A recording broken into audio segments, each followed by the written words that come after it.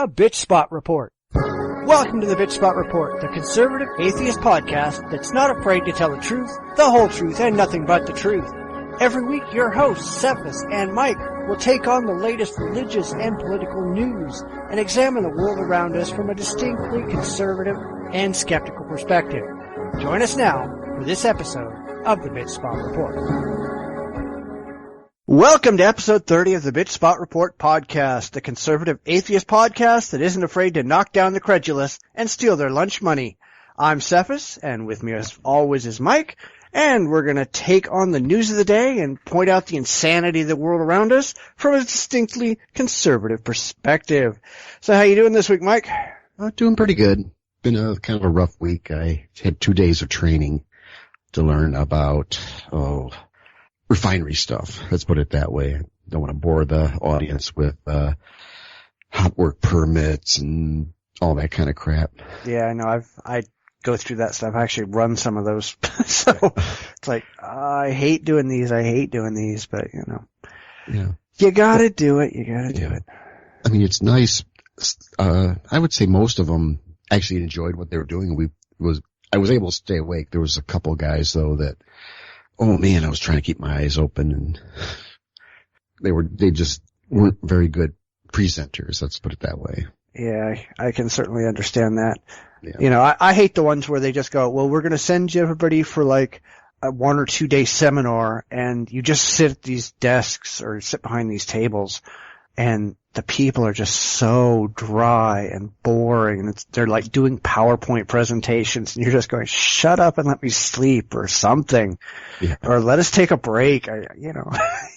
I don't care about any of the stuff you're saying. Just die, please. Yeah. I mean, most of the stuff, these are things like what you do when you're in the factory. You know, you're in, things like safe work permits, confined space entry permits, what was some of the other, and a lot of the safety related stuff that, I mean, I was trying to listen to because every facility is different, so I want to make sure I'm not, missing something important, because safety is really important in a lot of these refineries, so I don't want to be the guy that screws up and does something I think is safe, but it really isn't. So trying to listen to it, but, and fortunately there were a lot of good presenters. But there was this one guy, I mean, he just droned on and on. You're like, okay, you're not telling me anything. It was a lot of anecdotal stuff, and, no, I want to know, what do I have to do to, why do I need a hot work permit? When do I need it? Who do I get it from? That type of stuff, and what rules are involved with when you're on a hot work permit.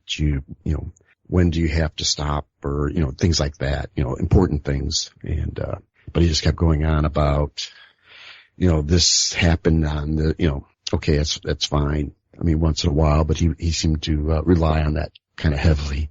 Yeah, no, at least it's something important for you. Usually for me, it's like you have to go through the annual sexual harassment class. Right. Every bloody frickin' year. And it's the same thing. They could just send you a copy of last year's, you sit down and watch it. It's the same stuff. But it's like, I've done this before. I don't want to have to do it again. I know all this stuff. I could teach the damn class. Yeah. Nothing ever changes. Yeah. And it's usually a room full of people who've done this the last 8 years in a row, and they're all just bored because it's the same old crap. Like, shut up. Leave us alone. We got work to do. Yeah, give me the test and... There's no test. It's an attend thing. You attend, they hand you a piece of paper that said you attended. Great. You could have just handed me this piece of paper before we started, and I would have got as much out of it. Right. Like, I've been here, done this, anybody who don't harass people sexually wouldn't be working for the company anyway. Right. They'd be out on their asses already. Yeah. Their careers would be very short. Yes. All right. Well, hopefully things get better for you and you don't have to keep doing that. Yeah. I think I'm caught up now, so I think I got a 1 day thing about I think it's violence in the workplace in October, and then I think I'm clear to the end of the year, so I think I'm in good shape. I survived. Well, that's a good thing to hear. Yeah. All right, so you want to get on to the news? Let's get on to the news. All right.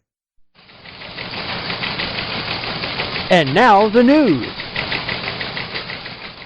It's the denial of free enterprise. It's the denial of freedom of speech. It's what the pink mafia does best. It's what the fascists do best. And don't forget, friends, the Nazi Party had their birth in a homosexual bar or homosexual bar scene in Berlin in the 1910s, 1920s. Just keep that in mind. Keep that in mind. That this is what homosexuals do best. And they will engage in their pink mafia, their effort to control and to shut down businesses that do not cooperate with their agenda. The moral of the story may be to stay out of the wedding cake business for now, or at least only engage this business by word of mouth. That may be, but here's a question we've dealt with before on the program. Should you attend a gay wedding? Now, number one, I have no problem attending happy weddings. Okay, if there is a gay wedding and everybody's gay, everybody's happy, I have no problem with people attending a happy wedding, okay? But I'm not real big on attending neuronic weddings. So I draw a distinction between gay weddings and neuronic weddings. People say, well, what's a neuronic wedding? A neuronic wedding is what Nero came up with when he said, hey, let's do same-sex weddings. Okay, that came from Nero. He's the namesake for this kind of abomination. It's very popular today. Outrageously popular. It's mind-boggling how popular it is. Now, Dave, however, I have made an exception. I think you can attend a wedding if you hold up a sign that reads Leviticus 20:13. I think that would be appropriate. Yeah, that you could attend a wedding and hold up the sign Leviticus 20:13. And, word for word, a man sleeps with a man as he sleeps with a woman, the two of them have committed abomination, they shall both be put to death. I mean, you could attend a wedding and hold up that sign. So if you get an invitation to a homosexual wedding, and I guess, Dave, it comes down to if you bake a cake for a homosexual wedding, you could put Leviticus 20:13 on the cake. Crazy right-wing Christian radio host Kevin Swanson says that his listeners should attend gay marriage ceremonies, but only if they hold up signs calling for the violent death of the happy couple. He calls for bakeries that make cakes for gay weddings to put Leviticus 20:13 on them, and he thinks that the Nazi Party had their genesis in a Berlin gay bar. What more can you say about the religiously insane? What can you say? I mean, oh my God, this guy's off his rocker. Definitely. Yeah, I think we've talked about him before, if I remember right. Mm-hmm. But where do these people get this crap? I mean, first off, anybody who Leviticus 20:13, that's where they're getting it from. Well, I'm just saying that he's telling like bakeries to go out and, fuck up people's wedding cakes. Do these people think they're getting paid if they do that? It's like that Gordon Klingenschmidt guy who said that wedding photographers should print worthy of death on all the photos for gay weddings. Are they going to get paid for that? I don't think so. So they're going to do all this work for free. Yeah.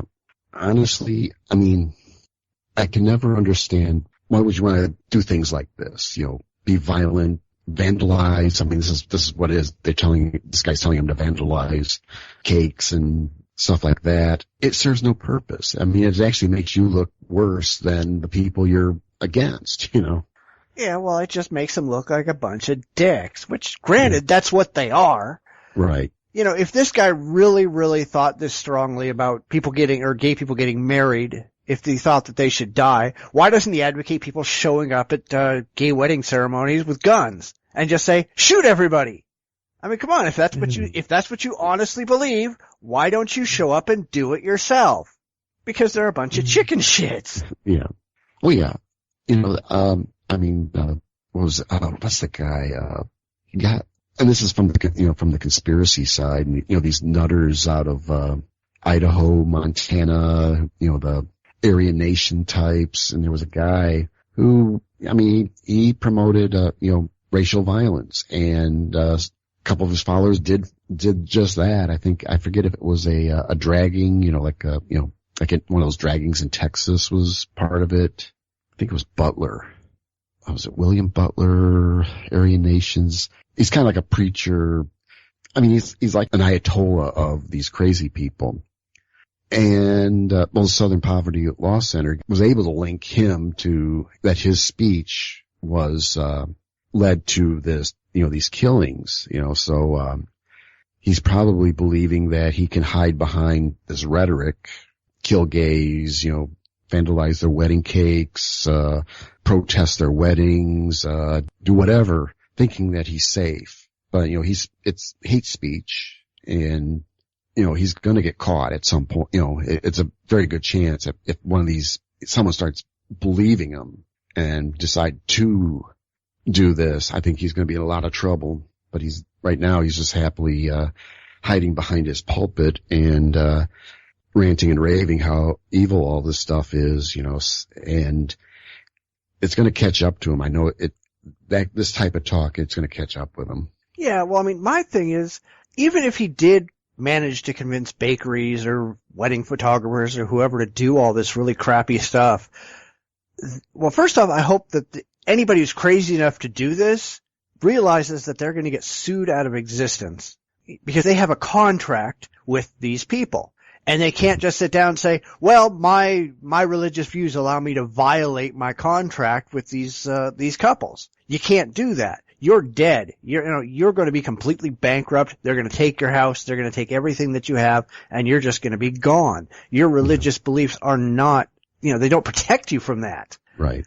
And then they're probably going to turn around and sue this Swanson asshole for giving them the idea in the first place. Yeah. So hopefully, I'd hate to think that there's people out there that are that stupid that would actually do it, but I kind of hope that there are people out there that are that stupid that actually get the ball rolling and get this idiot off the air.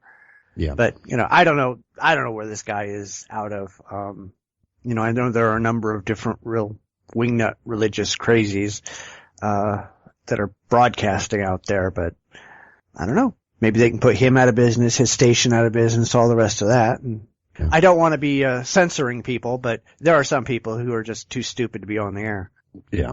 I mean, well, there's people like us who will speak out against it. And as long as that channel stays open and hopefully people are listening and realizing, we got a wingnut here, let's do something, maybe organize a boycott or, whatever. But, as long as we're making people aware that there are these stupid people out there who are spouting hate. I mean, this is just hate. I mean, there's nothing redeeming about anything this guy said. I mean, it's all just hate. So I would say, if there's somebody out there who can, or is in that area or wherever he's at, find out what who his sponsors are and, start a boycott or something like that. Something along that lines, Yeah, but it probably doesn't matter for him because most of his sponsors think exactly like he does. Yeah. He's got the religious wingnut sponsors who they want to go out and shoot gays too. So they're not going to be pulling their money out of him because they support what he says. Yeah. I don't know. I mean, these people, I don't even get, I don't even comprehend these people. I mean, the Nazi party came out of a Berlin gay bar thing. It's like, where the hell are you getting this? I'm pretty well versed in history, and the Nazi party didn't come out of a gay bar. Unless they think all German bars are gay. Hitler over a beer would spout his bullshit, and but I doubt very much these were gay bars. No, they weren't gay bars. I mean, these people, this is just more evidence that the religious will say anything, no matter how ridiculous or false or outright lies, they'll say anything to make their point. They don't give a crap about the truth. Oh, definitely. I mean, the truth, that it gets in the way of a good story and their way of believing. Yeah, which is why we shouldn't believe the religious, but we've known that for a long time because that's all they do is spout bullshit. Yeah. All right, well, let's go ahead and jump to the next story. Okay. This is from, apparently it's from a website, Fix the Family. And actually, I'm not gonna, it's a blog, and I'm not gonna go and read this thing. It's really a weird article. But, it's 6 plus 2 reasons not to send your daughter to college. And the weird thing about this article is right off the bat, they're trying to say, well, we're not opposed to women getting education and getting out into, whatever. And then they go in and they start saying stuff like, some of them are like, it's too expensive to send your kid to school. Or when they come out of school, they're going to have so much debt they'll never get out of. There's that stuff. And then it's like, they're going to meet the wrong people and meet the wrong men at the schools, and they will marry slackers. And I'm like, Yeah, it's really, really stupid, to be real honest. I'm like, these religious types don't understand, well, they don't like school in the first place. They don't want people learning anything. If you're able to think, then you turn into atheists because you think and you could see past the bullshit that you've been fed, before you went to college. This idea of education. And educating women is definitely a no-no amongst religious types, especially, in Afghanistan. I mean, they're killing women over there because they're trying to get an education just to learn to read. Yeah. I mean, these kind of articles, and this is kind of like I want to say a soft soap type of article where they're not coming out and saying, don't send your daughters to school because they're going to get smart and, they're going to reject your religion and all that kind of stuff. They're trying to make it sound like, well, it's expensive. They might meet the wrong people, marry the wrong man, all that kind of stuff. I think it's all about learning, teaching. They're so deadly opposed to it. I mean, that's what, with the uptick with, homeschooling, it's like they don't want their kids learning stuff from public schools because they don't teach religion there, and they're so dead set upon, they're so set upon making sure the religion's there. And I feel sad for these homeschooled kids. They're getting a worldview that once they do try to get to a university or something like that, they're going to be so ill prepared. Their heads will explode literally. They'll be just so confused with the way the world really is. Yeah. Well, unfortunately, you have to remember these religious people don't really want women to ever work. They think that the only purpose of women is to marry a man and become a breeding factory. That's the only purpose a woman has. So there's no point in sending her to school because she's not allowed to actually learn anything and she's never going to use it anyway, right? Right. The funniest thing is if you look through their list of reasons, I love number 8 because they spend this entire thing going through and saying women are not going to they're not going to be working anyway. There's nothing that they can do. So, don't send them to school. And then they get down to their reason number 8 for not sending her to school is because by having a lot of debt, she won't be able to get a religious job or she won't be able to go to a religious, academy or, a religious educational system. Well, you don't want her to be educated anyway. You don't want her to have a religious job. You want her to have no job. Right. It's like, she's not going to get a religious vocation. She's not going to go to a religious university. You don't want that. So stop pretending like that's one of your reasons. Yeah. That's the ridiculous part. Again, it's the stupidity that runs through, barefoot and pregnant. That's their philosophy. And, they're just totally out of, it's just out of touch with the real world. Please fuck up your daughters. That's the whole point of this website. And I went through and looked, and basically it's a blog. But if you go through and look at some of the other things on there, oh my God. A lot of it is just, fuck up your daughters, force them into marriages with good Christian men, make them breed, don't allow them to have any birth control, don't allow them to have any education on birth control, make them have as many kids as you can. That's the whole site. Yeah. And the guy on there seems to be Catholic. He said a few things about being Catholic, but usually it's only the really, really far religious right-wing nuts that are into, keep your daughters from ever being educated because they're just breeding stock anyway. So I don't know where this guy's coming from because that's not typical Catholic stuff. Right. So I don't know I have no idea what this guy's smoking, but it's not the typical Catholic catechism kind of crap. Right. Yeah, I don't know. Like I said, the whole article, it reeks stupidity, total non-real world type of stuff. So maybe I don't know if there's fundamental Catholics. I never heard of them. Yeah, I don't know. Yeah. But the guy's reasons are like you were saying, don't go to school because you'll get too much debt. Okay, so why is that any better for boys than it is for girls? Why is debt okay for men but not for women? Right. And if they're supposed to be marrying a good man, well, isn't he supposed to be able to pay off her debt? Or contribute to, yeah, that's... what happens if she's married and he dies or gets disabled or something? And she has to go to work. Well, now she has no skills and she has nothing. What are you supposed to do then? Oh wait, God will provide. That's it. That's right. Yes, God will just magically make money fall out of her vagina. I don't know. Maybe that's what she's good for. Possibly. I don't know. Maybe sell the kids for medical experiments. Every sperm is sacred. Yes. Yes. These people are just, they're out of touch. They're not just out of touch. They're out of their minds. I mean, I can see if these people are just ignorant of the world around them. But these are people who just have completely no grasp on reality in any way, shape, or form. These people are crazy. Yeah. And then we're going, well, the religious have a right to be religious. Okay, so the religious have a right to be crazy and we shouldn't be concerned? Of course we should. These people are freaking nuts. Yeah. I mean, like I said, I guess, the fallback, let's keep pointing these people out.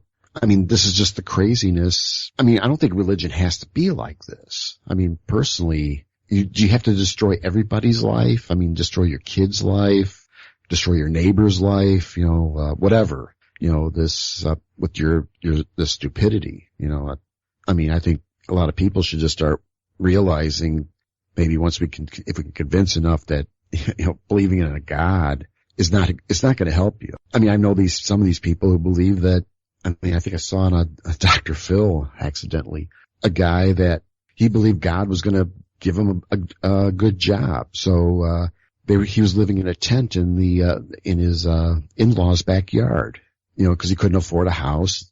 He had a wife, 2 kids, and they were living in this, in a tent, a camping tent. And I guess he was cleaning himself up in the house, and then, he would just hang around there and, expecting God to give him a job. And it's like, it don't work that way, dude. You gotta go out and work for it. Yeah. Well, I mean, it's not like all religious people are this crazy. I don't want to say that every single person, the vast majority of them are relatively normal. They get up, they go to work, they, live decent lives, they get educations and all this kind of stuff. They just have these really bizarre imaginary friend in the sky beliefs. Right. But they provide cover for lunatics like this. They sit around and go, well, we have a right to our beliefs. And that's fine. I have no problem if you want to have these crazy beliefs as long as you don't hurt anybody with it. But they also provide cover for the real crazies. This guy, the Looney Tunes like Swanson in the last story, the faith healing loons, all these other people who are actually hurting people and who are parroting the same line going, hey, we have a right to our beliefs. Our beliefs are sacred, blah, blah, blah, blah. Fuck you people, It's that point in time where we have to sit down and start saying, well, the real crazies are getting under the radar because of the religious, the widespread religious beliefs of a lot of people. Maybe we need to start reconsidering the widespread religious beliefs of a lot of people and whether or not that's actually a good thing to support. Yeah.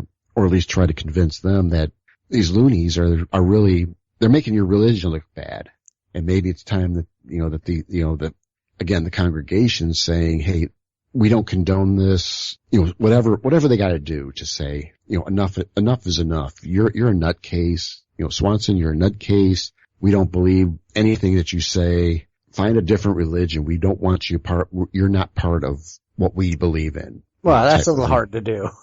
Yeah, but it's gotta happen, I guess. Or we're going to get these crazy people. The Sarah Palins, they open their mouths and stupid stuff comes out. Yeah, and unfortunately, the real crazies, they've also got this line that they spew that says, hey, if they come for me, next they're coming for you. And that makes everybody kind of go, well, wait a minute. Maybe we should support you so that they don't come for us first.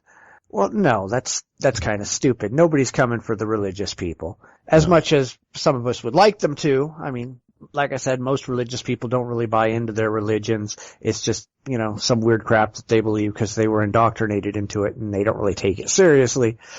That's the majority of religious people in this country and around the world. Nobody's coming for them.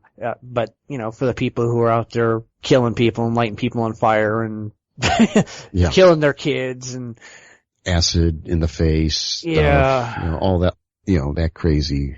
Yeah, that's what they're after. And those people we should go after. Yeah. But hey, what are you going to do? Religion has an unfortunately exalted place in our society, and until we can convince people it shouldn't be, then this kind of crap is just going to continue on and on and on. On and on and on. All right, well, let's move on. Recent high-profile accidents in Thailand, such as the Thai Airlines airplane that skidded off the end of the runway at Bangkok's main airport, have been blamed on evil spirits and supernatural powers. Although initial reports blame faulty landing gear, the head of Thai Airlines isn't taking any chances. He's going to conduct a major ceremony to appease the spirits said to be haunting the airport. The director of the airport has also arranged regular prayer sessions to placate vengeful spirits. Should people with these insane beliefs be running major businesses? I say no. I say no. Enough said. Yeah, these people are, brother. I don't care if it's just a cultural thing. Jesus, you people are idiots. Like the scientist who once headed Thailand's meteorological department, he used to hire psychics to perform ceremonies, and he'd build shrines to the dead. They were building condominiums for the spirits to live in. Yeah, exactly. What the fuck? You know, God, how do you beat up? How do you? I don't get it. I thought it was when I read further down, you know, that they've built shrines all over this place. I like this one part about Thai Wrath, which is the newspaper in Thailand, has reported that a ghost in traditional costume, and then here is in parentheses, which strangely resembles the outfit Thai Airways flight attendants wear, has helped evacuate the passengers from the aircraft shortly after it slid off the runway. And I'm reading that, and it's like, it's like, oh my God. I thought evangelists, Pat Roberts, we're going to even do a story here coming up about the Pope, that they're all kind of out of touch with reality. This is like icing on the cake. Yeah. These people are just so, and confusing flight attendants for spirits. It's almost like they're trying to, make it sound like there's something religious going on here. Try to, basically making stuff up maybe to, I don't know, maybe drum up better business. I don't know. No, I think these people really, really believe this. And it's not just like ignorant peasants that are doing this. These are people who are in control of major airlines. They're running major airports. I've even seen where the president of the goddamn country has been saying this crap. And it's not just this incident. There's a train where the tracks are badly designed, and they've had like 14 derailments at the exact same spot. And they're blaming that on ghosts too. No, fix your damn tracks. Yeah. Fire your engineers, get good engineers in there and get it fixed. It's like, I don't know. They don't want to accept the fact that they can't run an airport. Well, no, it was, I don't know. Shit happens. Yeah. Accidents happen. But every time something bad happens, they blame the ghost. They don't actually take any responsibility for it. The Christians do the same damn thing. The devil made me do it. They don't take responsibility for their actions or their mistakes or just shit happening, It was bad landing gear. Okay, things wear out. Life sucks. You should have caught it in your maintenance check, but you didn't. It failed. You crashed. Okay, that doesn't mean it's a ghost. Yeah. Unless that's some way, I don't know. Again, I don't know how Thailand operates. Maybe the ghost, this is illegal, a legal move or whatever. Say, hey, ghost did it. We have nothing to do with this, and the judge says, okay, yeah, fine. Okay. Case dismissed. I don't know. I don't know if that's true, but it just sounds just so out there. And I can see where, like people don't want to own up to their own, their own mistakes, their own beliefs or whatever. This is going beyond that almost. Yeah, well, looking at this, it's like watching all those stupid ghost hunter type shows on TV where anything that happens, crap, must have been a ghost. Something falls over, it was a ghost. these people see ghosts and everything. I mean, I don't know a whole lot about Thailand and its culture and all the rest of that, but if they're that fucking backwards, take away their toys. These people should not be operating airlines. Yeah. You know, what's keeping your airplane up in the air? Ghosts, of course. The spirits are levitating it. Would you be surprised?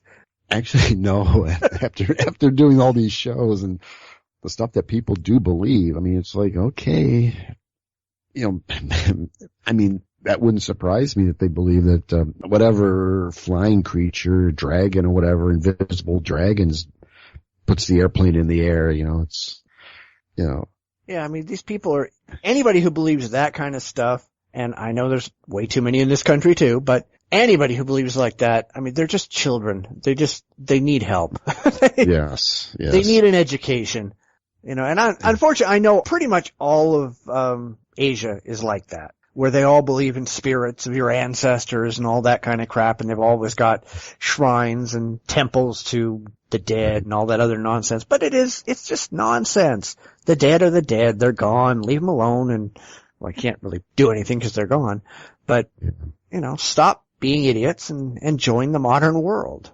I mean, I think Japan, I wonder if they still do, but there was the shrines to, you know, ancestors and just an ancestor worship, I believe. Oh yeah, they still do. Okay. But you know what, I think even there, I don't think I've heard many stories like this coming out of Japan. I mean, Japan is a fairly modern international. Granted, they can't keep radiation from leaking out of a damaged reactor, but they seem to be at least footed in the 20th and 21st century. Here, it's like, you know, this story sounds like these people still Middle Ages. Yeah. I mean, I'd be interested to know just how widespread beliefs like this are. You know, if it's like everybody holds these beliefs that there's spirits running around doing things and pissing people off and breaking crap. You know, it's like a bunch of, you know, 1940s Bugs Bunny gremlin cartoons, you know. Right. Holy crap, something broke. Must be a gremlin. But I'd like to know if it's like the majority of the population, if it's just a couple of religious wingnuts. I mean, unfortunately, it seems to be some people who should be at least relatively well educated, relatively well off, you know, very wealthy people who seemingly believe completely insane things. Yes. But then again, you know, it could be, you know, I mean, maybe there's some embellishment by the newspaper too. I mean, I'm kind of hoping that might be it, you know, cause it mentioned that whatever Thai Bat or whatever newspaper. I wonder if they're doing something there that they're adding to the story to sell to the masses type thing that, you know, hey, yeah, there are spirits out there. Look, our airplanes are falling apart because of them, you know. I don't know, but I hate to think that was the case. You know, I'm pretty sure that these people really believe this crap. I'm just trying to find some way to say you can't possibly believe this stuff, you know. But and I'm afraid you're right. You can't rationally believe this stuff, but then again, we've already seen that the religious are not rational, and they'll believe just about anything that comes down the pike because they're pretty ignorant and stupid anyway. Yeah. All right, so do we want to knock out our last story? Pope Francis turns out to be a little different than Pope Benedict, and in some positive ways. It turns out he's a lot more open-minded and open to people that aren't even Catholic. Whoa! He thinks that even if you're an atheist, you might get into heaven. Now, I have to confess, I was very surprised to hear that. In his Mass in Rome on Wednesday, he told a story about how Jesus was open to people who did not necessarily believe. He explained, they complain if he is not one of us, he cannot do good. That's the disciples talking to Jesus. If he is not of our party, he cannot do good. And Jesus corrects them. Do not hinder him, he says. Let him do good. Okay, so this is a section taken out of the Gospel of Mark. And obviously Pope Francis is using it to say, hey, listen, don't worry so much about, is he one of us? Is he a Catholic? Are they following the right dogma?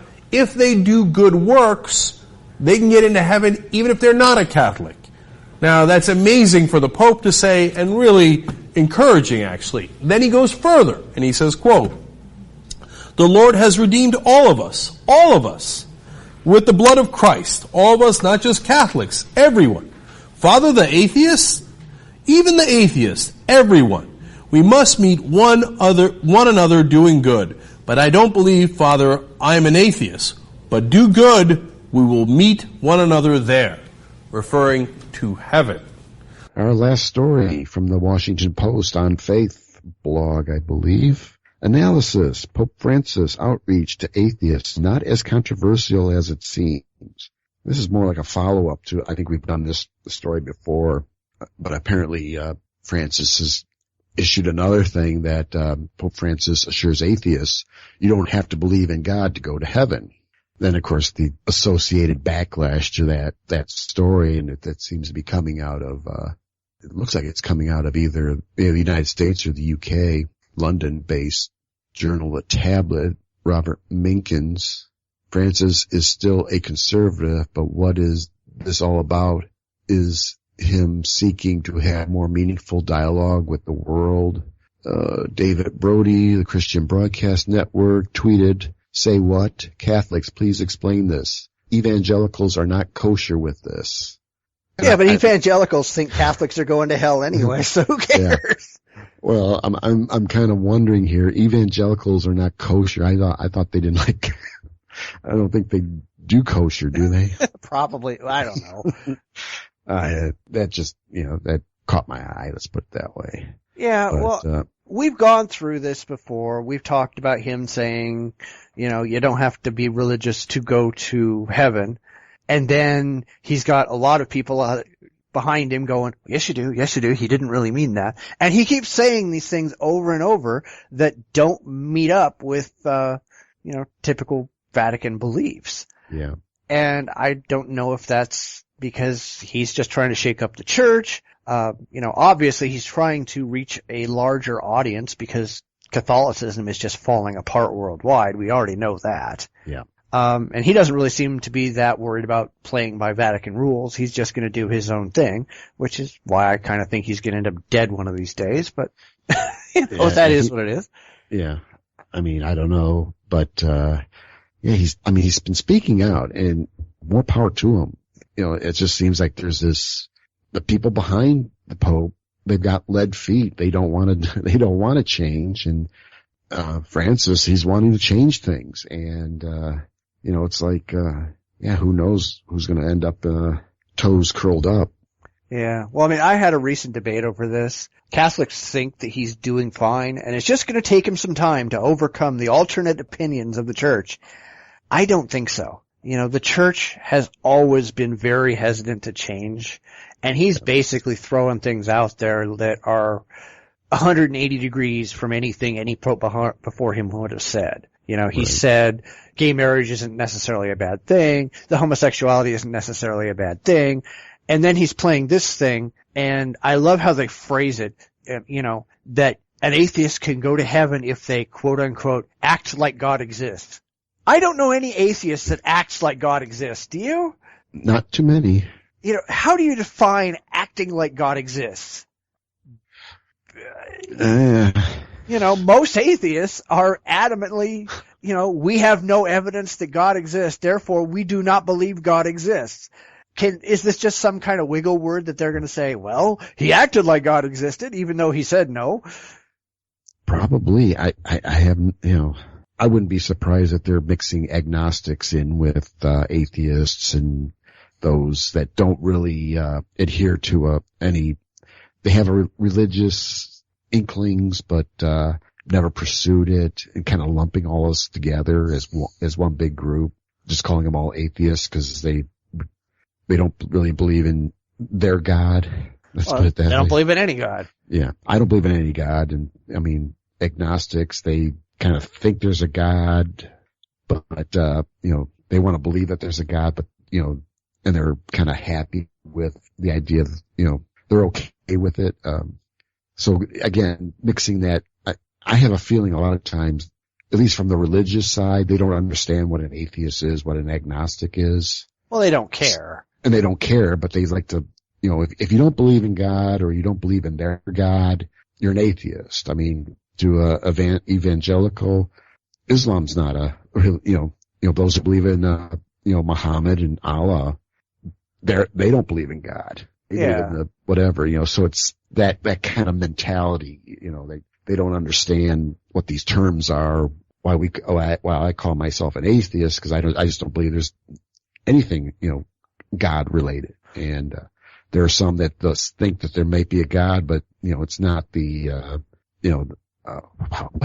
Marvin Gardner, he mentioned, I remember a quote or a story from him. I mean, he kind of believes in that there might be a God, but it's not, anything that you can pin to anything. He just has this feeling that there's a God, that God exists. And that's all he had. He didn't attribute it to any type of Christianity or, Judaism, Muslim, Islam, Buddha or anything like that. Just that he believes that there was some type of God, but what it is, he had no idea what it was, but he just felt good thinking that way, which is fine. I mean, if that's how you want to do this. I think they try to group those two together, thinking if you don't believe in my God, then you don't believe in God. Yeah, well, I mean, the whole thing of acting like God exists, it sounds like the old, you really believe in God, but you just won't admit it kind of thing. Yeah. Kind of wishy-washy. Well, no, it's, I can't imagine that anyone would not believe in my God, so everybody on the planet knows for a fact that my God is real. They just want to sin, or they just don't want to admit it, or whatever. Right. And it's that bullshit that, everybody really believes that what I believe, because I can't imagine anybody not believing what I believe. So I don't know how they're going to play this one off. You've got the Catholic Church again going, well, that's not really what he meant. I think it's funny that the evangelicals are having to go, well, that's not really what he meant. Yeah. How the hell would you know? Yeah. It's just more fun. Yeah. Well, I think it just shows how scared the Vatican is that the secular world is taking over. That they're trying to make peace with everybody else. They're trying to make peace with the gays. They're trying to make peace with the atheists. They're trying to make peace with all these different groups that traditionally they've been very much against, because they're seeing that those groups are growing in power. Yeah. And they're ex-Catholics and stuff like that. I mean, they used to, they're leaving the church because of, just the mismanagement of the church and the improprieties that has occurred within the church. So, I mean, they're killing themselves, and this Pope maybe is trying to save things, but he's got a council behind him that don't understand, don't believe him or whatever, or think he's nuts, I mean, I'm just wondering what's really going on behind closed doors there in the Vatican. What's being, I mean, is this Pope Francis, he's trying to think of ways to save the church. And maybe, this is his way of trying to save a church that's dying. And you've got these, I don't know what they call them, the people behind them, the councils or, the, advisors and all these people that are behind the Pope, they got lead feet, and they don't want to change their dogma is, they're so ingrained with their dogma, they don't want to change. Well, dogma's not supposed to change. Dogma's supposed to be forever. Right. So, from their perspective, Francis is the one that's doing wrong, because he's changing things that have traditionally been true of the church. Right. So I'm sure they're all thinking he's kind of nuts, and I'm sure that when he's going out to give these speeches, he's just not reading off their cue cards. Yeah. He's kind of going off the script, going, hey, I'm just going to say what I want to say, whether the people who wrote my script for me agree or not, and then the people who wrote the script have to come back and explain why he said something that wasn't on the script. So, and then you go back and, like Cardinal Dolan, that shithole, he was on the Stephen Colbert show, and, Colbert's a Catholic, and he says, well, why does he have to go to Mass if all you have to do is, act like God exists to go to heaven? And Dolan says that you don't go to Mass to earn heaven, you go to Mass to thank God for giving it to you. Well, maybe we can get people who don't want to go to Mass to, start giving us money again, or, start supporting us again when, we'll start telling them that they don't have to go if they don't want to, but you still have to thank God with your donations. Yeah. I don't know. I mean, we know the Catholic Church is falling apart. It's kind of fun to watch it disintegrate and self-destruct. I don't know which side I really support. do I support Francis, who's actually trying to make some changes, or do I support, the crazies inside who are just going to drive it into the ground faster? Right. I can understand maybe Francis might do away with the no condoms thing. He might do away with all the other religious crap, the we hate gays thing and all that. And that would be great. Yeah. But it would probably extend the life of the church. I'd rather see the church just go away completely and not have to ever worry about it again. Right. I'd like to say, because I'm not that hardcore wanting to see him go. I mean, I'd love to see him go, but you know what? If he can pull it off, I mean, I don't see it lasting long though. See, it's like, trying to turn the Catholic Church into a more modern church, become more Protestant, more whatever, and maybe for a brief time they may regain, but I think in the long run, it's going to die out anyhow. Yeah, but this is not the first time they've ever tried to do that. Yeah. Back in the 60s and 70s, they tried to make it a more modern church. They went out and were singing songs in churches. And I mean, they were doing all kinds of stuff, having Catholic sing-alongs and all that nonsense. Right. And you're right. It doesn't last long. The mainstream hardcore Catholic turns around and demands that it goes back to the way it was. And so I don't know how far he's going to go. Let's face it. They only elect popes that are old farts. Right. So even if nobody takes him out, he's not going to be in office more than 15 or 20 years at the absolute most. Right. So he makes changes. The next guy comes along. He's a hardliner, which is exactly what we always see, because the last pope, Benedict was a hardliner, and then they elected somebody who's softer, and he's going to do his thing, and then the next guys are going to come along and they're going to elect a hardliner, and it's just going to go back and forth and back and forth. I'd rather just see the whole thing just go under completely, so we don't have to worry about any more stupid popes, and we don't have to worry about any more religious nonsense. Right. Oh yeah, definitely. I mean, but I gotta give him some credit that he's trying. I mean, the guy's just trying, and he seems to be fighting his own people, which is kind of cool in a way, trying to buck the system, I guess, but I think, you're right. I mean, 10 years, 20 years, he'll be replaced by a hardline or, an old school type. And needless to say, I mean, it's like they're just rearranging deck chairs on the Titanic, Yeah. I mean, that's what they're doing. And I mean, you gotta give the guy some credit, I kind of respect the guy because he does seem to be bucking the old school. And I mean, that's kind of cool. I mean, my opinion, it's cool that he's doing that because, it's kind of hard to, I mean, especially at the Catholic Church, the thousands of years it's been in existence, and here having a guy bucking that much tradition is, it takes guts. Yeah, but they've had lots of popes that have bucked tradition in the past, and it's always come right back to the old ways. So it's, again, and I believe you're right. It's going to be, I think it's all coming down anyhow. So either he's going to fix it in his lifetime, or they're going to get the hardliner, and then it all collapse. Yeah, it goes right back to the way that it used to be, which is how it always seems to go. Yeah. All right. Well, how about we do some main event? Let's do some main event. This is the main event. A long, long time ago, I ran across an article describing the characteristics of conspiracy theorists and was struck by how closely those characteristics also described hardcore theists. It's something I always wanted to talk about, but I never got around to it. But now that we have a resident conspiracy expert, I think it's a good time to take a look at how closely conspiracy nuts and religious nuts really are.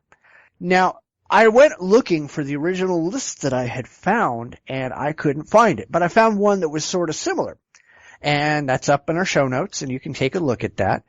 And then, just before we started recording the show, I found what I think was the original list that I'd seen. So I also put that into the show notes, and I think that's probably the one that we should go by, because I think it's more, I don't want to necessarily say accurate, but it shows the similarities much more clearly. But of course, you haven't seen the second list yet. So I'll make you a deal. I'm gonna go there right now and bring it up. So if you want to lead, all right, then I'll follow along. Okay. Well, in the second list, there's 11 different criteria, and I just wanted to kind of go through them. Okay. All right, number 1, initiated on the basis of limited, partial, or circumstantial evidence. Well, holy shit, isn't that religion? Yes. And I want you to say something about how this applies to, the conspiracy nuts, because you're the one with all the expertise in that field. And, to remind everybody, for those who don't pay attention, please go listen to his conspiracy podcast. It's linked on this episode and every episode. And, I think you're going to be shocked at how much what he does in the conspiracy podcast and what we do on this religious podcast every week are essentially the same thing. Yes. All right, so why don't you go ahead and take us on that one? Okay, do that again for me. Well, it says initiated on the basis of limited, partial, or circumstantial evidence, conceived in reaction to media reports and images, as opposed to, for example, through knowledge of the relevant forensic evidence. And of course, we know conspiracy theorists just pick shit out of thin air and run with it. Yeah. I mean, that's definitely. A lot of times you get a story of something. Well, actually, I haven't dug too deep into the current shooting, Navy Yard shooting, but I'm seeing all the conspiracies popping up out of that guy, and it's like almost like, in particular, Alex Jones. Alex Jones does this a lot, but he's claiming this is part of it's this particular situation. He's calling it a false flag. Again, he doesn't understand what false flag is, so but he likes to use that term. 9/11 was a false flag. Newtown Square was a false flag. Anything that potentially, any of these, gun has been called a false flag because the idea was, I think what they believe is so they can take guns away. They pretty much ignore things like with 9/11, the information on it is pretty clear that you had, 21, I forget how many, 19, pissed off Arabs. They're ticked off at the United States, and they managed to hijack 4 airplanes. 2 of them hit the World Trade Center. 1 hits the Pentagon, just out of sheer, amazement. The passengers prevent, who knows where that airplane was heading. And with all the evidence that has come up out of that, they still want to believe that, that this was, like the hijackers or the people, even everyone on the plane were plants by the government to, either making stuff up or bending what was going on to fit into our government was responsible for this. They present these half-truths, made up stories, even false stories, even the real stories, they twist it into something that's not real. And, pretty much these are fantasies, and, definitely within the, religious world, creationists. They're dead set convinced that you're 6,000 years old. Younger creationists, 6,000 years old, men rode dinosaurs, all that kind of stuff. Again, ignoring fossil evidence, evolutionary theory, Darwinism, ignoring that because, I don't know, because it gets in the way. It gets in the way. Yeah. I think it's really, really clear on just point number 1 that we're talking about 2 groups of people who are essentially doing the exact same thing. Yes. Yeah. And we see this, it gets even more clear as we go on. Number 2, addresses an event or process that has broad historical or emotional impact. Well, that's just religion right there. Everything that they talk about, going to heaven, being saved, all this stuff, it's all just complete emotional pap. It's just, I want to believe this because it makes me feel good. That's really what religion is all about, is it's about feeling good and not about being factually correct. And of course, the conspiracy crazies are doing the same thing. Right. Those who believe in a conspiracy. You got the theorists on one side and you got the believers on the other side. Again, in a way, you have, your pastor and flock. But the people that believe, because see, they can't grasp that the problems around them are simple problems. Like, I mean, that's why I have this, belief that if enough people got together and say, enough's enough, Congress, we want you to represent us, not, special interests. So if enough people got together and say, hey, Congress critter, we want you to vote for this, or we're going to find somebody to replace you. That's what we can do. But instead, these people have kind of given up in a way, and they want to blame. It's like blaming someone else for their problems. Blame the government for, 9/11, or, blame, Cuba for assassinating Kennedy, or not the fact that we pissed off a bunch of Arabs. Lee Harvey Oswald was maybe a bit of a nutcase. I mean, this recent shooting, this guy went off his rocker, basically. That's what it's sounding like. He was fine, maybe had some issues as he went through his military training. I guess he was in the Navy Reserve, started having more and more problems, and then decides, okay, I'm going to shoot up the place. I mean, they don't want to think that it's that simple. It has to do with, sending someone in, shoot it up so they can push gun control through Congress. It's that kind of thing. They don't want to own up to the fact that, one, it's simple. A guy goes off his rocker. It happens all the time. Most of the time it doesn't turn into violence. It just turns, suicide or whatever. So, yeah, it's just not wanting to, accept the reality. Yeah, I think that it's not just not wanting to accept the reality, but they want to frame reality in such a way that it makes them feel good about it, or right. It makes it seem so much more special than what it actually is. Yeah, and of course that's exactly what religion does.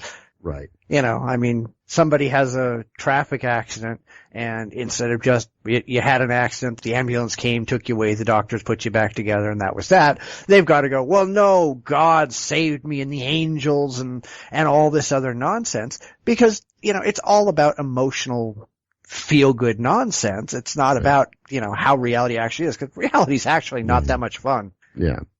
But it's interesting. Oh, it's interesting, but you got to accept it as it is instead of just, right. Making something up because it makes you feel good.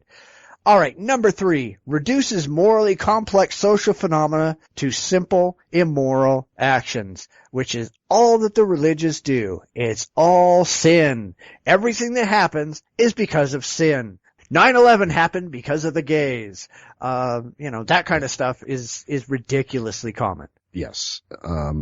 Let's see. Yeah, the war in Iraq, gays in the military, all this stuff, and, I love the tornadoes in Oklahoma this spring was, again, had something to do with, sexual immorality or something of some kind. Right. Or, the hurricanes, why the hurricanes, hit these particular, of course, on the conspiracy side, they're claiming that the tornadoes was caused by HAARP, high altitude auroral, whatever. It's a ionospheric, analysis. It's a study of the ionosphere, how it functions, operates. In part, it has to do with communications. I think originally it was designed for, to find new ways to communicate with submarines underwater, and by figuring out ways to use the ionosphere to reflect signals to get to submarines and things like that. But of course, it's been turned into this mind control, all that kind of stuff. And of course, then it's also supposed to be used for weather. Again, the basic insanity that it's not my fault. It's the government, or it's the they like to blame the scientists. They like to, that in this case, they're blaming scientists for, I don't know, cause they're tinkering with the weather, and playing God, or accusing scientists. I love Alex Jones, that he believes we're in a globalist science, whatever. God, what was it? He has this whole long, globalist, science, technology, technocracies, cause his recent rant, I love it. He believes that the war in Syria has to do with, destroying, national sovereignty so the globalists can take over the world, kill off 90% of the population, and those that survive are going to be given life extensions and turned into cyborgs. And I got the clip. It actually, my show will be coming out before this show, so be sure to check it out. I have that clip in my next show.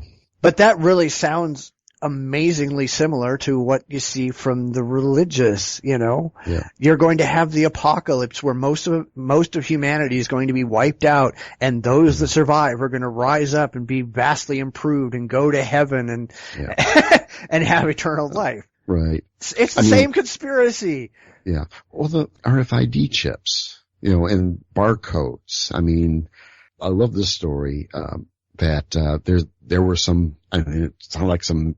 definitely sound like an evangelist, but this minister believes that barcodes are the mark of the beast. And, I know a little bit about barcoding, and, it's kind of funny. I don't know if the old style barcodes, wonder if I got something that has one. Most of the stuff is a newer style barcode. But even this one. I got it on the back of this book. How many numbers? There's 1, 2, 3, 5, 6. 1, 2, 3, 4, 5, 6. There's 6 numbers, and then what you'll see is 2 lines, then a series of numbers, 2 lines, series of numbers, then 2 lines. At the beginning, middle, and end, those lines are actually, timing marks for when you pass the barcode over a laser reader. The computer needs to know how fast it's moving past, and so it can calculate the widths of all the codes. Well, these guys had with no understanding of barcodes, that first, middle, and end barcode looks like the number 6, hence 666. And that's where they come up with, these are mark of the beast. Not understanding anything about the technology, anything. Well, they don't care. That these are just timing marks. They don't mean anything to the computer. And I'm like, oh, come on, guys. I mean, and this was early on when I'm starting to learn that these guys are really stupid. I love this. There was this one video. I haven't seen it in a long time, and I think I mentioned it. It had to do with FEMA camps. And again, it was this minister, and he was actually, it looks like he was sitting at a pulpit, whatever the kind of the Baptist, that arrangement. And you could see that he had a Bible open, and all the ribbons, the place markers hanging out of it. And he's talking about FEMA camps and how everyone's going to get rounded up at some point. And these FEMA camps are supposed to be concentration camps where we'll be gassed. And, again, part of this 90% reduction of the Earth's population. And they go off and they break into a rail siding. And on there's these rail cars, and they go inside these things, and they're saying, see, look, inside here, this is all set up for people to be, they'll chain them down here. This is where they'll sit. And I'm looking, I was watching this, and they're like totally serious. We've never seen, they're going, we've never seen cars like this, rail cars like this. These are huge. They're long. And I go, you're kidding me. You've never seen these. These are automobile carriers. I see them every day here in Detroit. I mean, they'll put 20 cars, I think, maybe 20, 25 cars, 30 or whatever. I don't know how many they actually fit. I guess it depends on the size of the cars. But they just drive the cars. The seats they were talking about were the ramps for the car where the wheels sit. The chain is to keep the cars from moving back and forth.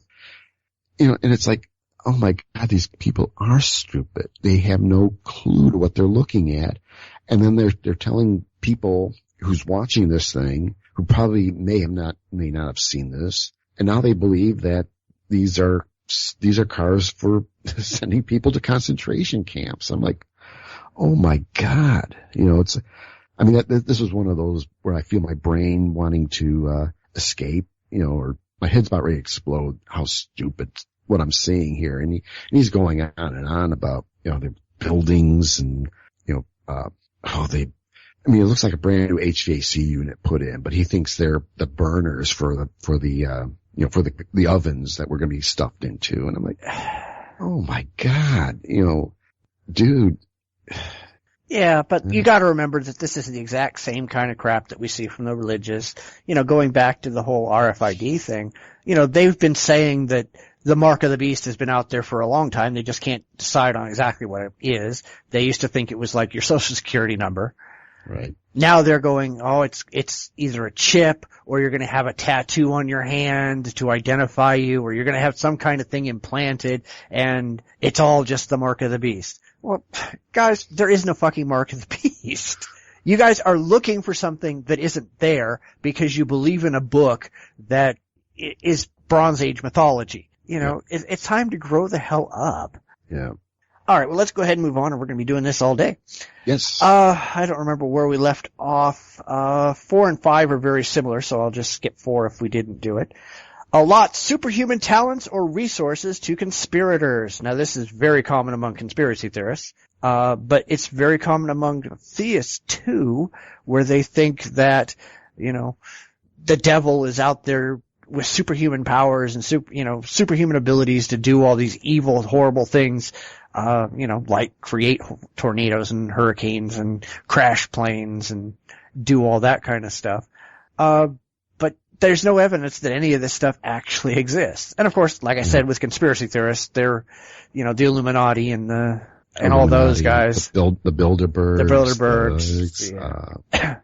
Well, there's the reptiloids. Yeah. The shape-shifting, reptiloids. Have you ever tried debating people who believe in those? I have. I won't do, honestly, I won't do it. I can't see myself doing that. I haven't, and actually doing this show, I haven't had only had one person question anything I did. And, it had to do with chemtrails. Apparently, supposedly Al Gore admitted that chemtrails are real. So I found the clip. I actually pulled out the audio.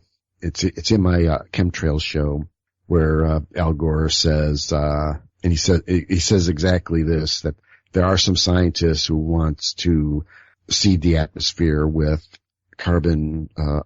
sulfur dioxide to mimic, volcanoes. That's the primary gas that's coming off these volcanoes, which creates a cooling effect on the planet. But there's a downside to that. It's called acid rain. That's where when the volcano spews it out, it actually goes way high into the, above the, I forget which order, but it gets way up and then eventually disperses out. It's not as bad as what they're talking about going at airplane heights and spraying this or SO2, which, basically, actually it's illegal to do. Of course, from a conspiracy side, it's not a big deal. But one, illegally you can't do it. Illegally you can't put it on an airplane, and legally, and it will, create a, very acidic. It has to get higher into the atmosphere than what the chemtrails are happening at. And, what was I saying? Because we're talking about we were still talking about this, these secret, secret societies, Freemasons. They all have their hands. I mean, the Jews have always been the scapegoat, so to speak, on many of these conspiracies that they're trying to take over, it's to take over the world, because there was this fake document, the Protocols of the Learned Elders of Zion, actually put out by this was the Tsarist, secret police to deflect, issues that were happening in Russia, 1900, 14, 15. I mean, the country is going to crap. they needed someone to blame. Hey, let's blame Jews.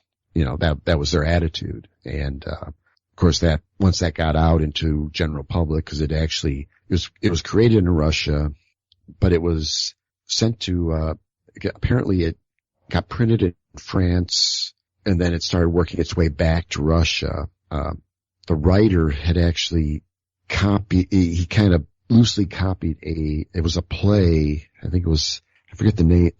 I forget names, but it was a copy of a play along the same lines of it was a Jewish, kind of a Jewish, try to take over the world play. I mean, Jews were not very popular in Europe for a long time. And, so they were very easy targets for anybody who wants to make up a story about them. And, apparently it was a copy of this play turned into a list of steps you have to take over the world, and it did everything. Take over the money supply, take over, entertainment, gain control of governments, pit, religions against each other, get the West to fight the East type of thing.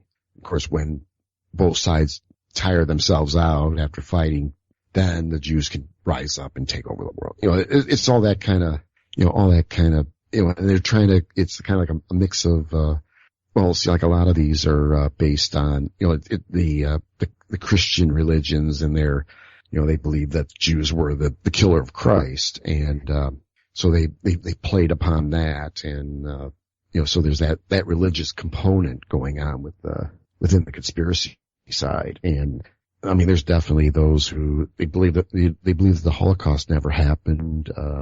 What other fun stuff? It's just a bunch of craziness. But it's, ignore history and, that type of thing. Yeah. All right. Well, let's go ahead and get on to number 6. Key steps in argument rely on inductive, not deductive reasoning. Now we see this in religion constantly. Because essentially religion is just based on a giant inductive claim that God is real and therefore they're only going to go out and look for evidence that proves that God is real. They don't actually follow the evidence to the conclusion. They start with a conclusion and then only look for evidence that's going to support it. And of course, the conspiracy side is the same thing. Right.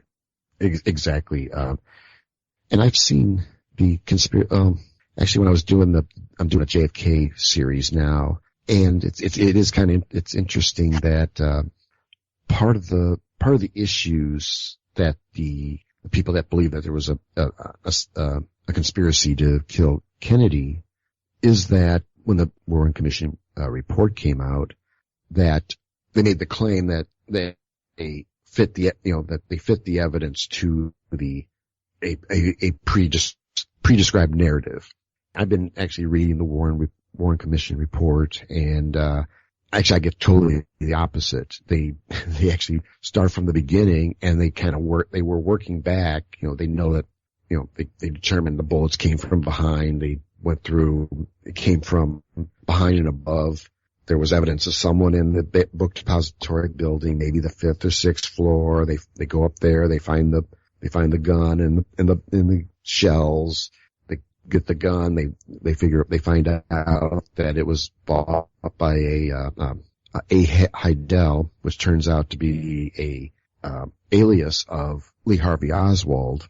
And actually there's and there's the photos of him holding the gun, and kind of working back and they actually found Oswald's print on the gun, all that kind of stuff, working backwards. But they've accused the Warren Commission that they were set on that Oswald was the lone shooter, and they built this case that Oswald did this alone. Of course, on the other side, when you're talking about 9/11, and they're saying, well, the government did this because they rigged the buildings with explosives. They put certain people in charge. What was it? It was the guy. That's so. Well, I think Silverman was. Gosh, he used to own something, but there was another head of security who used to be an what was he? I'm trying to remember what his job was, but it was like he left the government job to take security for the World Trade Center. And of course that's become one of the mysteries of or the questions that always seem to come up with 9/11. Why did Silverman say pull Building 7? And what he said was pull the people out of Building 7, let it burn, because we don't want to lose any more life than we've already lost. That's what really happened.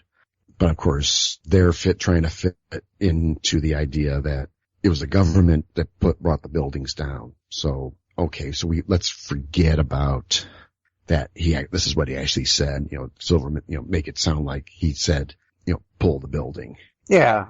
But just trying, fitting the story to what they believe really happens. And, I'm trying to remember if there's anything like that, I'm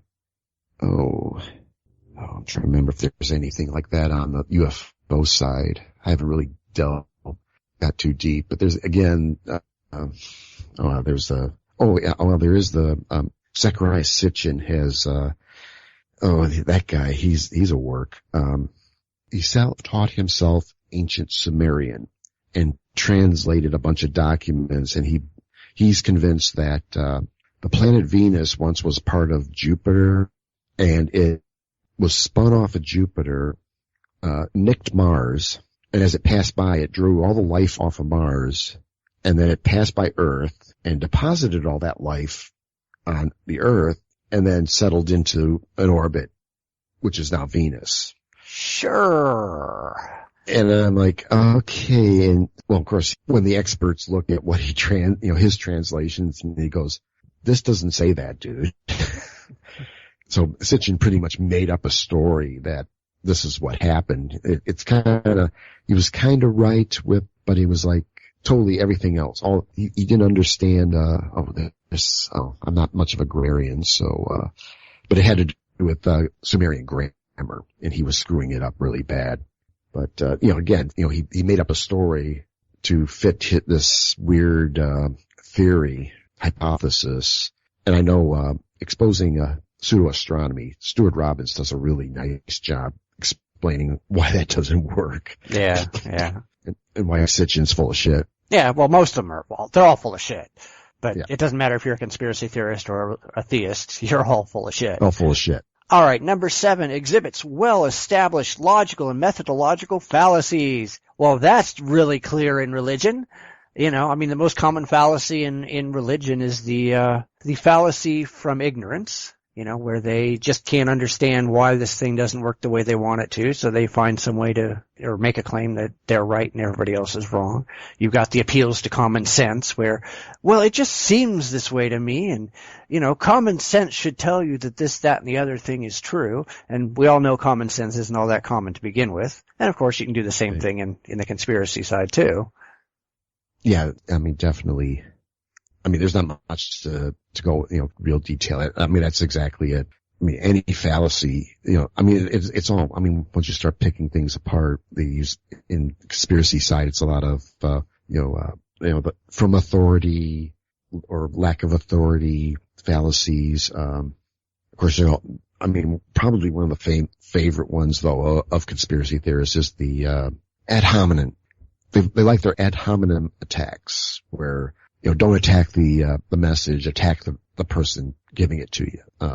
I was going through one of the, forums for, InfoWars and saw my name pop up and the guy calling me a turd and, an asshole. It's like, okay, is that all you got? And that usually doesn't bother me because, the guys didn't say anything about, I did an earlier show about Alex Jones and how he, Jones, you got him on video punching Geraldo Rivera, and Jones coming out later saying that Rivera punched him. And I'm like, you're a fuckhead, Oh yeah, that happens all the time. I'm looking at that, and it's like, my God, you got it on film that you see. You see Jones' arm moving. It's like, come on, you're that dense, But anyhow.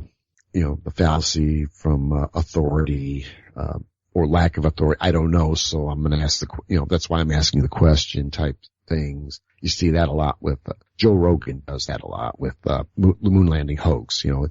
It's like, well, why haven't we been to the moon since Apollo? It's like you give them the answer. Well, we haven't put money to it. We're not spending money to send men to the moon anymore. It's like that should be enough answer And, he goes, well, I'm just asking the question, it's like, dude. Yeah, ask the question all you want. We just gave you the answer. Shut up. Yeah, right.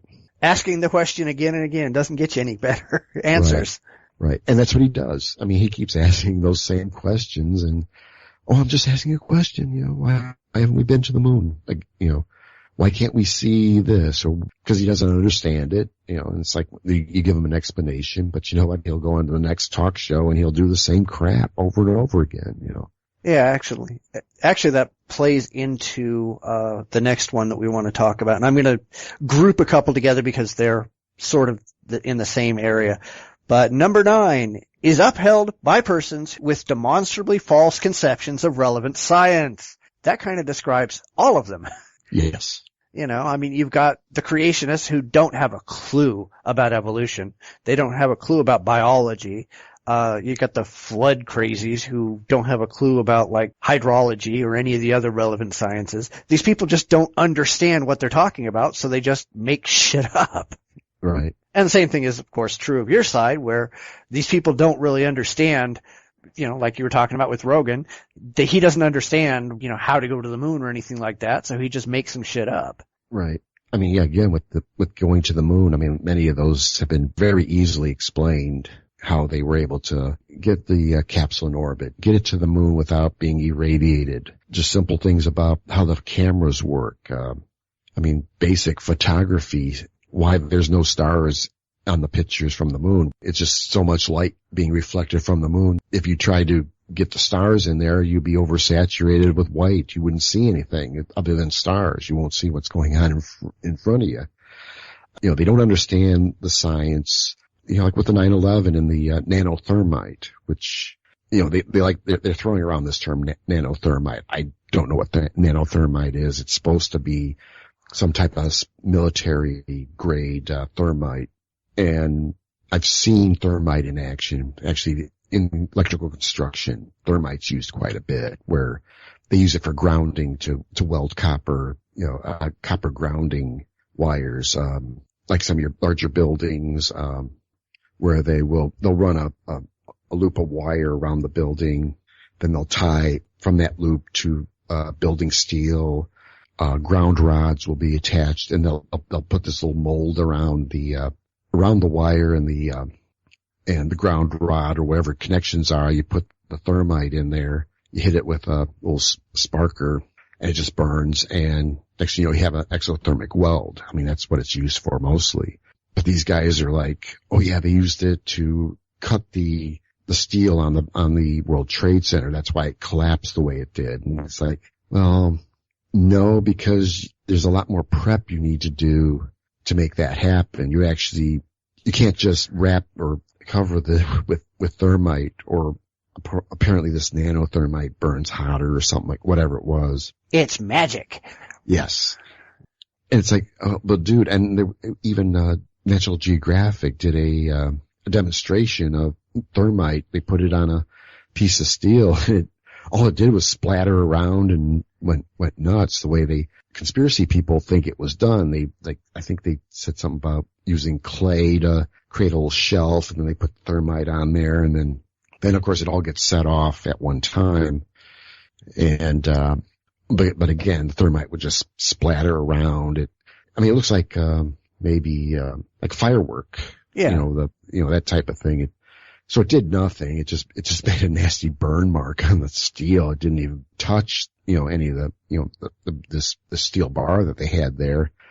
But what was so funny was that afterwards they had brought in some of the big conspiracy types, and they didn't complain about what they saw. They were concerned more about the chain of custody of that video and whether it was doctored. I'm like, you fuckheads. Yeah, we'll just take you out and we'll ignite thermite on you and see how you like it. Maybe you're going to say that's a conspiracy too. I don't know. Right. Well, I mean, it was just so funny how, the, loose change guys, when the video from the Pentagon came out, and you actually see the airplane skidding across the ground. I mean, you don't exactly see it hit the building. You just see it skidding. Then you see this big hole in the Pentagon, plus parts kind of flying around. And again, they said this, well, where's the chain of custody on that video? But you know what? Much of the stuff in the loose change video and what they did, they went right to a web page. I mean, there was this story about the Jewish embassy sending a letter to tell the Jews to stay out of the buildings. These guys found that web page. They just took it for read, put it in their video. I mean, where's the chain of custody on that thing? You know, that didn't seem to be a problem for them, but no, but you get a video, which was technically the reason why they hadn't released it was because it was evidence in a criminal investigation. Then they finally decide to release it, and then now they're worried about chain of custody and all that kind of crap. You know, it's like, fuck you guys. Yeah, exactly. All right, well, this last one, we're going to put all three of these together because they're all sort of the same. Number 8 is produced and circulated by quote-unquote outsiders who are often anonymous and generally lacking peer review. They enjoy zero credibility in expert communities, and rebuttals provided by experts are ignored or accommodated through elaborate new twists in the narrative. They never admit that they're wrong. They just come up with some kind of an ad hoc explanation for why they're actually still right. And of course, we see this among the religious all the time. You know, they're never going to admit that there's no evidence for God. They're never going to admit that there's no evidence for the Bible. They're never going to admit that there's no contemporary accounts from demonstrable eyewitnesses for Jesus. There's no evidence for any of the supposed miracles, that there's no creation, that there's no flood or any of this other nonsense. They're going to find some way to explain around any evidence that you can produce. And of course, conspiracy theorists are just a bunch of nutcakes that have no knowledge or evidence or agreement among the experts anyway. Right. It's even on the religion side. I mean, there seems to be the science of this biblical archaeology that seems to have sprouted up, where they're trying to find evidence of the flood, find evidence for Jesus, all these things. And, you know, I think there was one where they're trying to figure out where Sodom and Gomorrah might have been, you know, that type of thing. And, I mean, they're looking, they haven't found it yet. I remember a couple times, and it seems like maybe every 3 years they seem to find, we found evidence of the flood. You know, see, look, here's a water line, or here's a change in the, you know, it's like, and then the mainstream archaeologists are saying, no, that's just a change in, occupancy, you know, this is pre whatever, you know, how they talk, you know, I'm not that big into, you know, who was where in the Middle East at ancient times type of thing. But it's, you know, it's usually something pretty mundane. You know, this group had occupied this site at this time, and then they must have been kicked out, and a new group took over, and then another group takes over. Of course, they're using it as an explanation for a biblical flood. You know, they find a layer that's a couple inches with nothing in it, and they say, there, that's the flood right there. You know, that's when the flood happened. But oh no, it was, you know, the site was burnt down. They did something with it. They resurfaced, built another city on top of the old city type of thing. Yeah.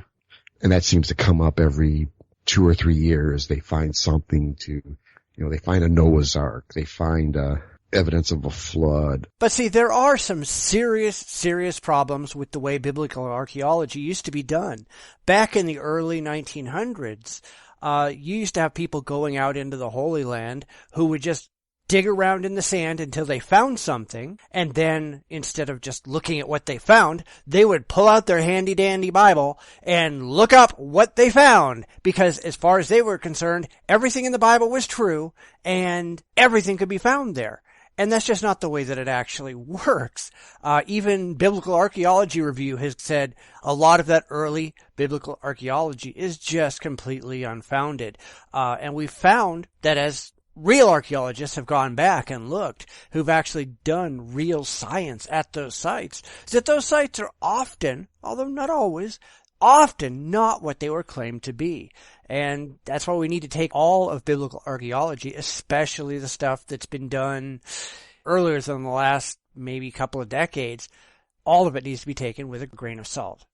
But like on the conspiracy side, especially, again, now we're talking about like ancient alien types. They love to tap the Bibles. You know, they'll tap, you know, the Bible. They'll tap, you know, Old Testament, New Testament, the Torah. They'll tap what's the Epic of Gilgamesh. Right. They'll tap all these ancient books and say, well, see here they're talking about. This sounds an awful lot like a spaceship taking off. I mean, the classic I think is the Ezekiel's vision. With this cloud and. It's the faces upon faces and the wheels within wheels. Right. All that kind of stuff. And the funny thing with that is, a guy, and again, there was a guy that he built a model based on his vision, quote unquote, accurately. And it looks like a spaceship. I mean, looked like a spaceship with these helicopter blades and, these feet.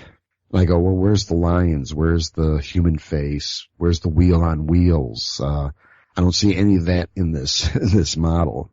I've heard commentary about that, and there's people that will say, oh, well, ancient people didn't understand what they were seeing, so they made metaphors and stuff. And then shortly after that, I saw an interview. There was I think it was a lecture, and the guy saying, he was talking about Ezekiel, because I was kind of looking into this thing a little bit. And the guy says, at that time, they had words to describe jets, fairly advanced stuff for I think a lot of people give. We don't give the ancients credit that they have, had a language to support the visions they've seen. And it seems to me like, some of these, when they saw a burning bush, it was a bush on fire. That's what they saw, Yeah. They didn't understand what the science was behind it. We know today that there were and still are bushes in the middle of the desert where they would have been that do spontaneously burst into fire. It's part of their reproductive cycle. Right. And we're dealing with an embellishment. But that's really what a lot of mythology is it's an observation that's not understood, that they embellish, that they add things that they already believe to, and nobody ever dares to go back and look and see what out of this is actually true. And that, I think, is important for shows like ours, for a lot of things that happen in the atheist community, where we sit down and say, what is actually true in this? What's the scholarship behind it? What can we learn from what has been believed, and what needs to be held and accepted as factually true because it can be verified, and what needs to be rejected and thrown away as just a bunch of mythological fantasy? Atheists and scholars do this kind of thing. Theists and conspiracy theorists do not. So I think we're kind of done with this. Did you have any final thoughts, since this really deals with your area of expertise? Since we're comparing, religion to conspiracy, it's very much the same. When you're in a church, and you got your congregation, they're paying attention to their preacher, the imam, and relying on him to be, truthful, and of course the pastor or whoever, he's relying upon a book that supposedly has the truth. So it's not much different than the conspiracy theorists. At least the people that believe in conspiracies generally flock to, these radio hosts, guys like Alex Jones, Glenn Beck.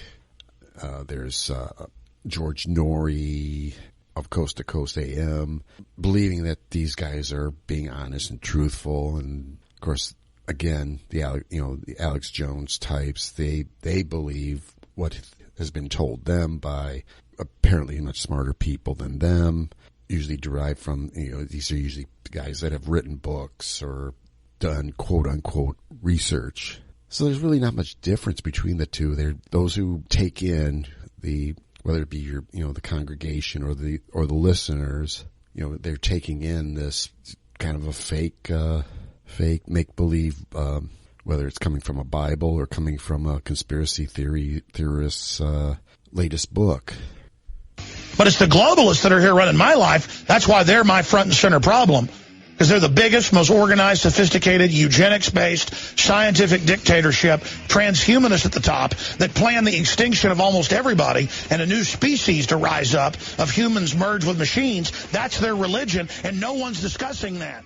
Well, there you go. That's our show. Please let your friends know, and away we go. See y'all next week. See you next week. You've been listening to the Bitchspot Report Podcast with your hosts, Cephas and Mike. You can follow us on Twitter respectively at Bitchspot1 or at JDRipper1962. Please visit our website at report.jdragononline.com. We're on Facebook at facebook.com/thebspot We're also on Google+, iTunes, and YouTube. Those links are on our website.